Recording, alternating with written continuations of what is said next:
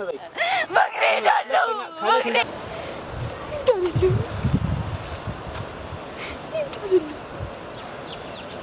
ለምንድን ነው ግን ይሄ ዓለም ለክፉ ሰዎች ብቻ የተፈጠረው? ለምንድን ነው መጥፎ ሰዎች የሞሉበት? ኧረ ፈጣሪ ደጋግ ሰዎች ወዳሉበት ዓለም ውሰደኝ። ሁሉም ነገር ይሰለቻል። ሁሉም ነገር ስግብግብነት፣ ገንዘብ ወዳድነት፣ ለሰው መጥፎ ማሰብ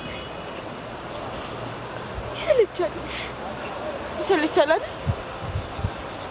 አንቺ ግን ከየትኛዎቹ ነሽ?